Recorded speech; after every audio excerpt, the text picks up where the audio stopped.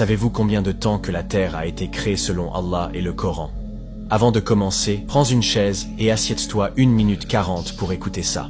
Parce que si tu es un humain, ça te concerne, et même les djinns qui se trouvent à côté de toi. Alors, Allah est la base de toutes les histoires, de tous les récits. Il est à l'origine de ce que nous sommes. Allah, Al-Malik, celui qui a toujours été, et qui sera toujours, celui qui est le temps, et qui n'est pas limité par le temps. En parlant de temps, j'ai une histoire à te raconter. L'histoire de la création de la terre dans le Coran. Plus précisément, celle de la création des cieux et de la terre. Ça te concerne autant que moi, car sans elle, nous ne serions pas là. Un verset qui évoque la création des cieux et de la terre. Allah dit, en effet, nous avons créé les cieux et la terre, et ce qui existe entre eux en 6 jours, sans éprouver la moindre lassitude. Cela nous raconte le début de notre histoire. En effet, ce sont 6 jours de création, dans lesquels toi et moi figurons. Et si tu plongeais dans le programme de la création qu'Allah s'est fait, ainsi, tu verrais que chaque jour, il s'est assigné une tâche. Les montagnes, les animaux, la terre, le mal et le bien. Tout a eu sa place dans la création, chaque jour avec une tâche. Savais-tu que dans ce programme de création des cieux, de la terre, et de tout ce qui se trouve à l'intérieur, notre tour est intervenu en dernier. De nombreux hadiths du prophète nous enseignent qu'Adam,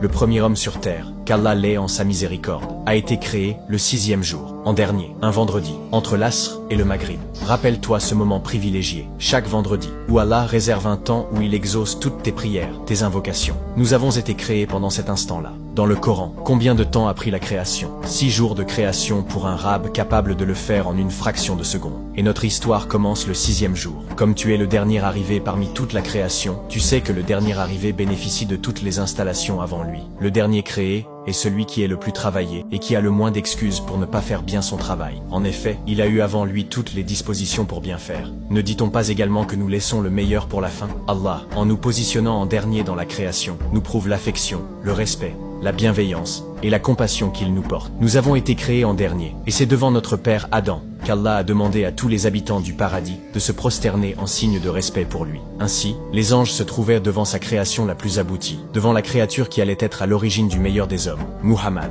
père de la meilleure communauté, la nôtre.